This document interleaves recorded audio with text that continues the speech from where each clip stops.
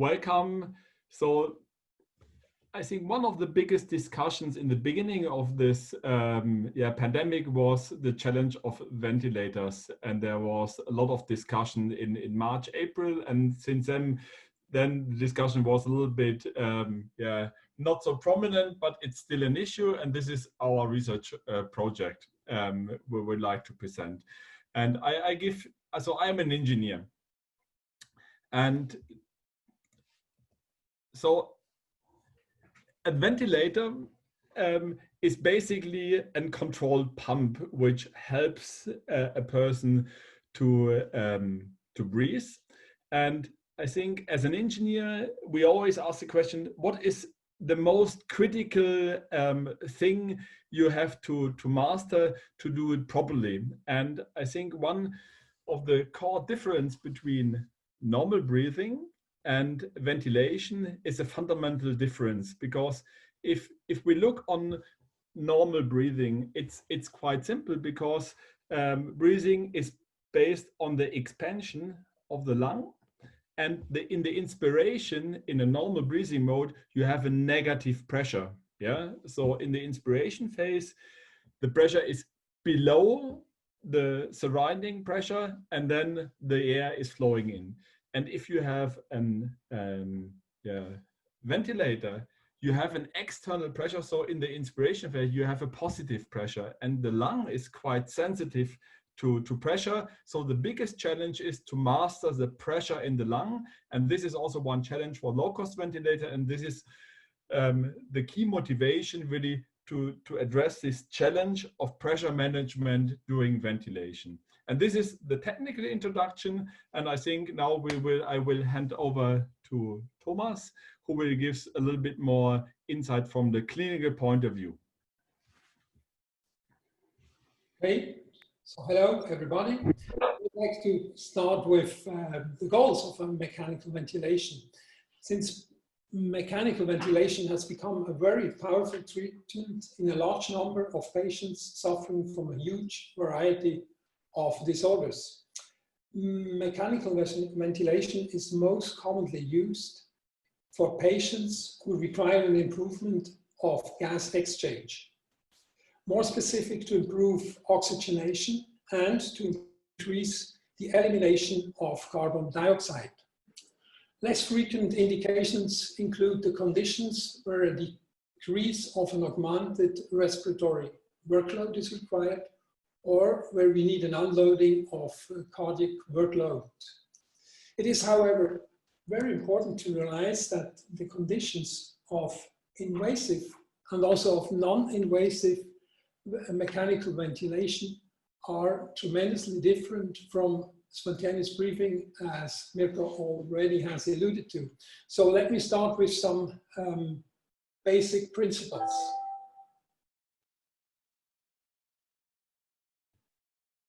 And next slide.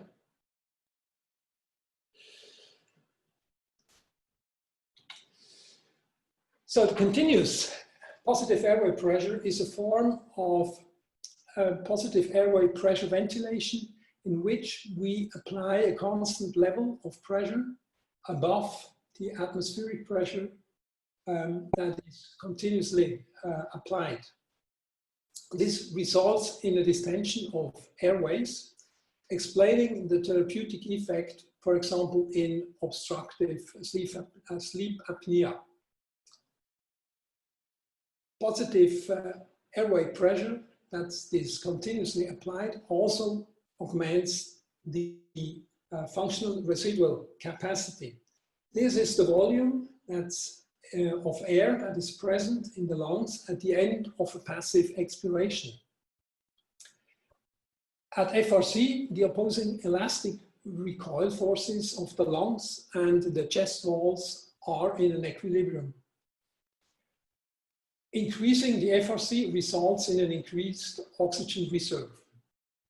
Furthermore, we may also have favorable effects on lung mechanics and hemodynamic conditions.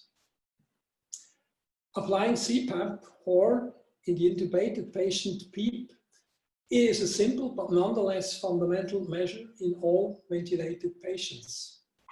Next slide, please. If we apply two alternating pressure levels of CPAP, this results in additional, usually favorable effects. So you can achieve a reduction of the work of breathing, and furthermore, also ventilation is augmented. So this is a very simple measure to increase the effect of a simple CPAP. Next slide, please. If we go even further, still pressure support ventilation is a spontaneous mode of ventilation. The patient initiates every breath with a synchronized intermittent mandatory ventilation mode, and the ventilator delivers the support with a preset pressure value. Apart from respiratory rate, the patient can also regulate his tidal volume. If you apply the same principle of pressure support, but with a fixed respiratory rate and also with a fixed duration of your inspiration, then we achieve the level of an invasive ventilation. Later in the talk, Mirko will come back to the resulting characteristics of this mode of ventilation. Next slide. In order to accomplish the before mentioned synchronized mode of support, we need to facilitate, we need the help of a trigger mechanism. There are several mechanisms in practice. The changes in pressure or flow surpassing a defined level will initiate a predefined action. Next slide. Applying these previously mentioned modalities to ventilators, we achieve predefined classes of ventilators with their inherent characteristics. The required type of ventilatory support originates from the clinical condition. In the next slide, I will show you various conditions where the choice of mode depends on the clinical condition. Upper airway obstruction, such as encountered in obstructive sleep apnea, may be overcome with a distension of the airways applied by CPAP. If you have impaired ventilatory drive with low tidal volumes, then you need a support for your tidal volume, and maybe a BiPAP is a perfect solution. In case of an insufficient ventilatory drive, this may be encountered in patients who are under deep sedation or in anesthetized patients. We need a controlled ventilation. In case of a reduced diffusing capacity, that's a reduced capacity of transfer of oxygen in the alveoli of the lung, then we may increase this capacity with the O2 apply. There are also adjustments on the respiratory supply that can be achieved with refinements of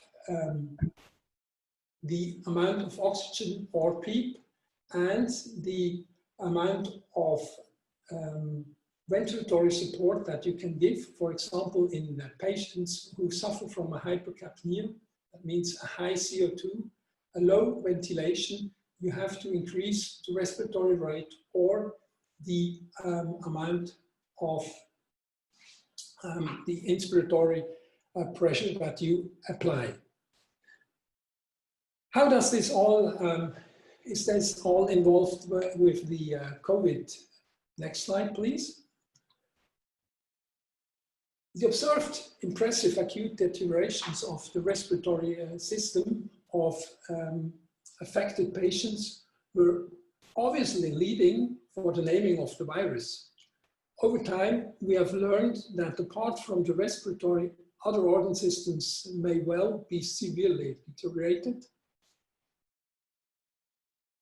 as well might even determine the clinical course crucially. Nonetheless, there is a huge clinical spectrum of the involvement of the lungs. This includes also features of the ARDS, that's the acute respiratory distress syndrome, a potentially devastating, life-threatening condition. Next slide, please. ARDS may overall result from a rather large variety of etiologies. Therefore, with the condition of ARDS, you have a quite heterogeneous clinical picture. And the question has came up whether the ARDS encountered in COVID-19 patients differs from the so-called ordinary ARDS. Obviously, with the large variety of etiologies, you also get a quite large variety of the clinical picture, and also, for example, histology or morphology within the disease state. If you just pick a more homogeneous etiology, such as COVID-19, there is less variability compared with the usual situation with ARDS patients, but nonetheless, the typical COVID pattern is within the spectrum of ARDS. Usually, COVID-19 patients present with quite well preserved lung mechanics and have often an impressive severe hypoxemia. Accordingly, the supportive lung treatment includes oxygen, mechanical ventilation with non-invasive and invasive approaches, and rather high CPAP or PEEP settings, and also prone positioning.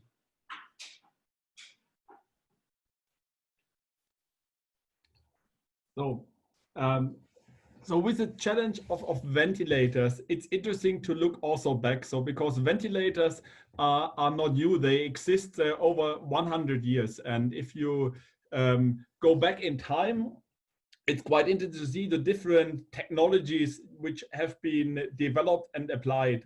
And I think one interesting concept, which was the standard treatment 100 years ago for breathing support, was the iron lung. This was a standard treatment for polio, for example. And this was a concept that you do not apply an external pressure to the lung. It was applied to increase an under pressure to the body, that the chest is leveraged. And this is a normal breathing support. And it was really incredible to see, if you look back, that there are people, for example, there was one case, I think one of the last patients on a long-term treatment was a US person. She spent 61 years in this iron lung, so it's a long-term treatment.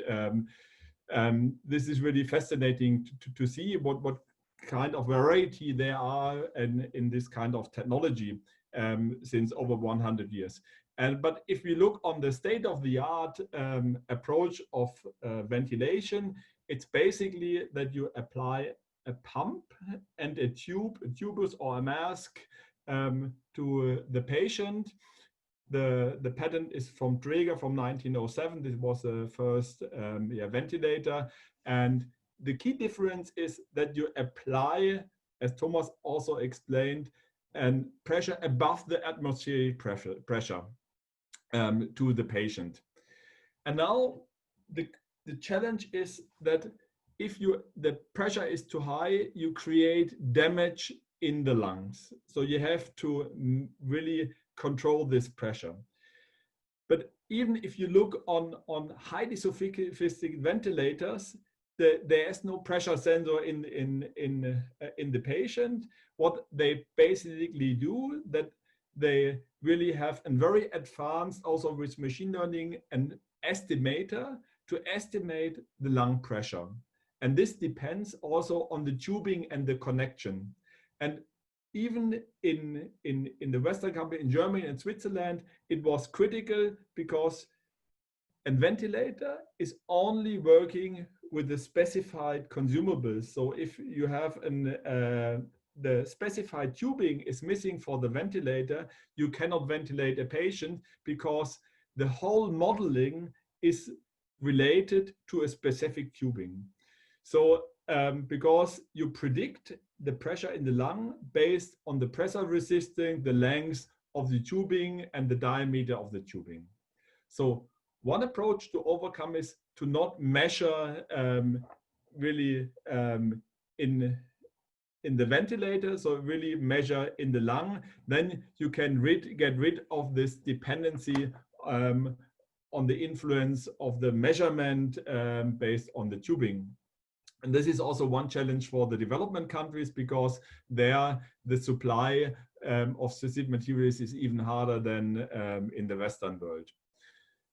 And what was fascinating to see, I think, all around the world, there were over 100 of really countless projects also from companies approaching this topic of low-cost ventilator. There are two examples of Virgin or the NASA, which advanced, and they all started. The biggest challenge at the end was not build a prototype. The biggest challenge is really to ensure the clinical safety of the devices. And this is one of the, and really to fill the regulations. The key principles we see is that there are a lot of approaches based on pulsatile devices, which is basically a mechanical actuated bellow, like this, like you see here. This AmbuBag solution, that you have a mechanical actuated bellow, or that you have systems with a continuous flow, yeah, which are a little bit more advanced, that you rely on a blower or a pressure tank. And all the solutions worldwide were based on these two principles. And we need to run again. The challenge is if you apply, so the human lung is also is driven by the muscle, as a motor, and you have an external ventilator, and you have this synchronity is quite important. And for example, is the patient is coughing, or the patient wants to exhale, yeah, and the ventilator want to inhale, so bring air into the patient, you have this effect that you have pressure peaks, yeah, and there are certain kind of, as the normal pressure level is the atmospheric pressure is here, and we learned that in the normal inspiration phase the pressure is below, yeah. But now, if you apply an external pressure, you have an plateau pressure, which is also called the compliance pressure. This is the phase when the lung is really expanding, and then at the end you have an resistant pressure or the peak pressure, and both are critical. This you can create damage on a long term, because you have over a long term this pressure, and also the peak pressure you can create a trauma into the lung. And this is really the key, really to prevent these peaks, and also to prevent this plateau pressure under a certain level. So this is the key challenge for a ventilator, to ensure this kind of pressure levels during the ventilation. And what was also interesting to see, so in the meantime, the technology progress is also reflected in the norms and standards. So the current ISO norm is really highly sophisticated, yeah, and requiring all kind of safety levels. And so in the UK, they came up quite early in April with a specification for a rapidly manufactured ventilator system. So it was a guideline for really a low specification, with only, not with a large variety of requirements, really only a specification to treat COVID patients. And this was then really a standard which was adopted worldwide as this guideline, which this kind of low-cost ventilators need to fulfill as a really reduced specification of the current state-of-the-art advanced ventilators. And what we did was really focus on really at the first on the control side. Of course, you in the guideline, you look on hazard materials, on production usability, but the key challenge at first is really the controls and ensuring that the ventilator can really provide the right pressure levels and cycles to the patient. And now I would like to hand back to Thomas.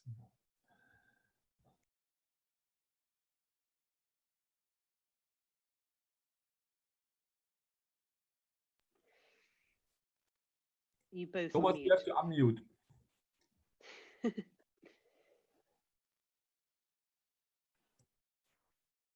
Oh, you've muted then unmuted. You two were doing a very good pair of passing back and forth. Thomas, you're still on mute. Thomas, you have to press, you made a double click. There we go. Now we hear you. Okay. So Mirko already alluded to some problems that we encounter with ventilator-induced lung injury. As with every powerful treatment, also mechanical ventilation has its adverse side effects. Basically, these lesions are caused by stress and strain in susceptible lung tissue. So caused by the mere forces that go along with positive pressure ventilation, and even worse with a competitive or even a combative patient ventilator interactions.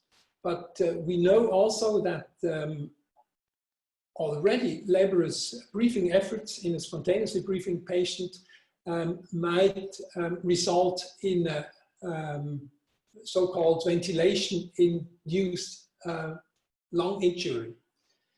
Typically and aggravating, these lesions are often of regional characteristic. That means when you ventilate a lung, you may underventilate one part of the lung and overventilate the other part. I will come to this with the next slide. But nonetheless, the resulting phenotype is an increasing of the lung injury. So you have, with your treatment, an aggravating of the disease that you are like to treat. And very important, this kind of injury may result in a systemic inflammation, so-called biotrauma, and may even result in failure of extrapulmonary organs. The problem that we have is that we have very limited bedside diagnostic tools, and even more difficult, we have difficulties to guide an individualized patient care. So the ventilator-induced lung injury are typically classified into three, no, go back, this is, yes, this one. Typically classified into three different traumas, along with the biotrauma. So you have a barotrauma. This is thought to be pressure-related injury. And what you can also encounter in these conditions is air in the extra-alveolar locations. So you have a rupture of your alveoli that might be caused just by the applied pressure. On the other hand, when you apply a pressure, then you get this tension of your alveoli, or on a global point of view, you have a large and over distension of your lung, And these two things, pressure and volume, interact with each other. So a more modern concept looks just into the delivery of a critical amount of mechanical energy that injures the lung structure. So you might think, okay, if you have a problem with overdistension, let's just reduce the lung volume. But in this case, you might get an atelector trauma, because as shown in the figure under A, you see that you get alveoli that are collapsed, and with every attempt to ventilate the patient, you reopen the alveoli, and this will cause further injury. So next slide, please. So the interest is to quantify these forces that cause lung injury. Unfortunately, it's not just the airway pressure that is a reliable indicator of parenchymal stress.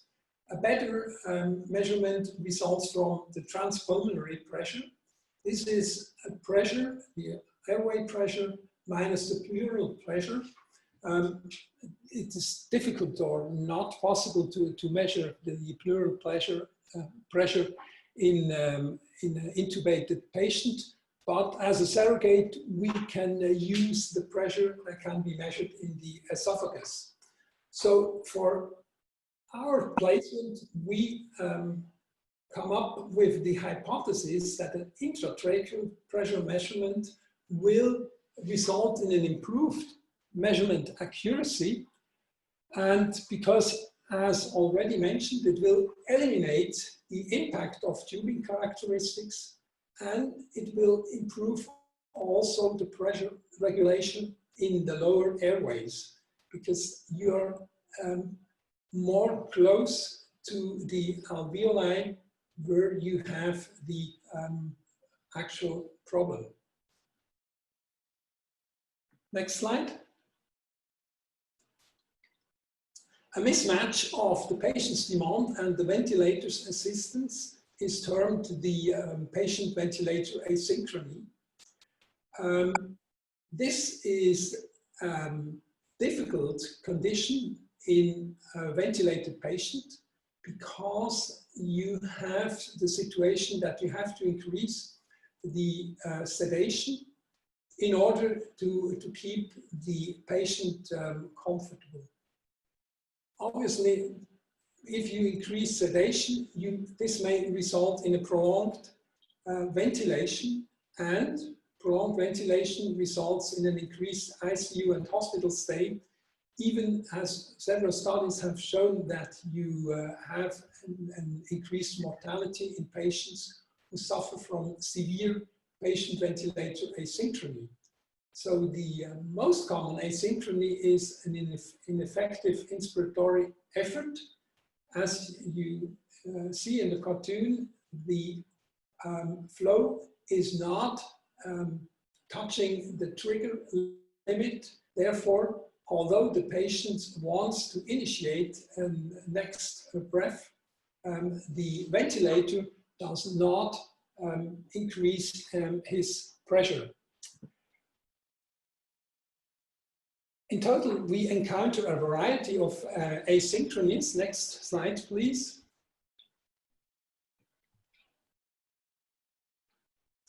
So we came up with the hypothesis that intratracheal pressure measurement will improve the measurement accuracy. One point is that since we don't measure the pressure changes in the ventilator, so you have a decreased lag time, and you might expect that your signal distortion is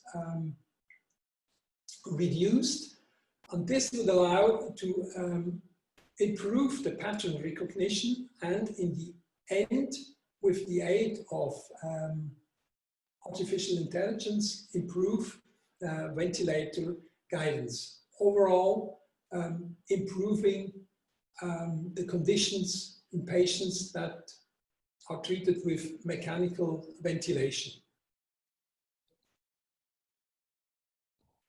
Okay, so now if the key question is, if you have a low-cost ventilator, before we want to apply the ventilator to a patient,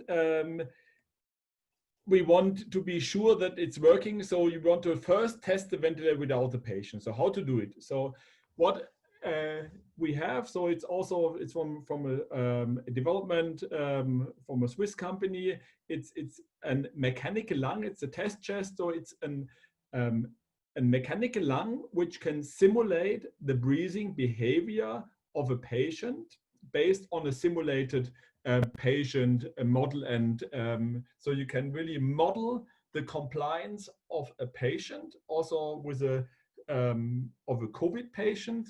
So what we did right now is that we simulated the a COVID breathing behavior, and now we can test ventilators with a simulated patient with a physical interaction between the ventilator and this mechanical lung simulating a patient. So the ventilator really thinks there's a real patient.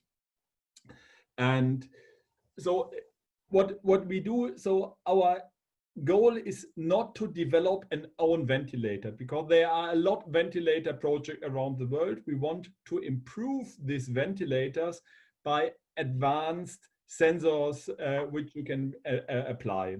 So when we started the project, we reached out to different projects. So there are several projects in Switzerland, but also in India, in the US. And so in the meantime, we tested 7 ventilators. And I would like to point out, there was one project, for example, also from CERN. They developed this low-cost ventilator based on standard material, because this is also interesting to see that there's a supply chain shortage. So if you want to build a ventilator on certain parts which are required in all ventilators, you cannot order them. So it also in the development, certain teams really focused on available parts. And the interesting thing was that for us was really interesting to see that nearly all this ventilator were very close to the required standards. So I would like to give you some impressions from the testing. So every team came to our lab, and so we had this test chip, which is the patient, and we simulated for the ventilator the patient. And I will show you a short video, really. So what you see. Diese Kurve letztendlich da, also wie da. Also das ist Druck und das ist Flow. Mirko, das heißt, die Kurve, die du da hast, ist das Integral dieser Kurve. So the ventilator is responding to the increasing of our symptoms. Also das ist der echte Flow. There we had the possibility to test the ventilators under realistic conditions. And we need to understand how this ventilator really performs. Was wären ICE-Verhältnis? Conditions. So what we see, so in the ISO norm and in the reduced rapid manufacturing guideline, there was a threshold of certain values, accuracy of control you have to achieve. And this is one result from the test from CERN. And what you see, so you have a bandwidth of tolerance which you need to achieve, and you see that everything is green is in the tolerance, and when it's red, it's out the tolerance bar. So this was the first iteration we tested. We will test the next iteration in 2 weeks. It's planned with CERN, and we are sure that in the next generation, that from the control side and the accuracy of control, this low-cost ventilator meets the ISO standards and what is required for a safe ventilation. So you see that there are still some challenges, for example, that with higher breathing frequencies and high pressures, that there are challenges to achieve the flow. But with this feedback, we provide also to the development teams. They know really how to optimize the ventilators, and then really also these low-cost ventilators achieve the right accuracy, what is necessary for a patient. So, so now what we started, so the missing link is this pressure measurement in the lung. So the idea is to attach a pressure sensor on the tubus, or to have an additional device that you can really measure the pressure within the lungs. So we start currently with state-of-the-art available pressure sensors from like Bosch, you here see, to start, and then really to look on to make this really cheap, also with new technologies in producing microelectronics. And this is a collaboration which is now what we selected so far, a platform of low-cost ventilators, or also collaboration.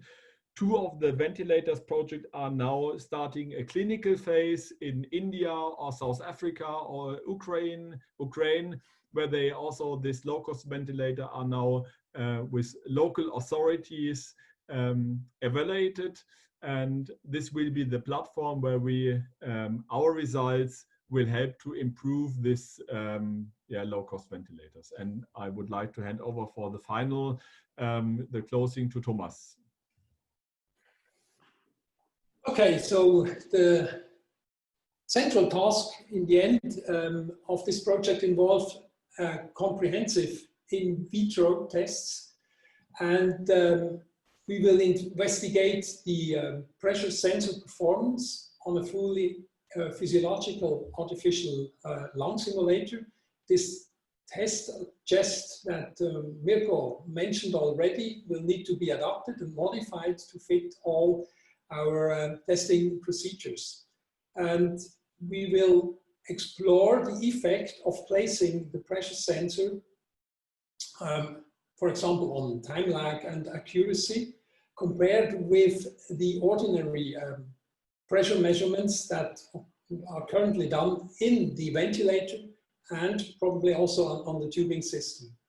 And we will have the aim to develop a test bench that's capable to simulate the mechanical forces and stresses that are applied to the system during the intubation and prolonged ventilation. If we place this pressure sensor on the tip of the tube, it needs to stay there, and we have to test this vigorously in order to come up with a safe system. And also, in order to really test the new pressure sensor under real life settings, we'll have to perform also in vivo tests with swine, and we will also assess the long-term feasibility of using this intratracheal pressure measurement as an input signal for an improved control of mechanical ventilators. So next slide. In summary,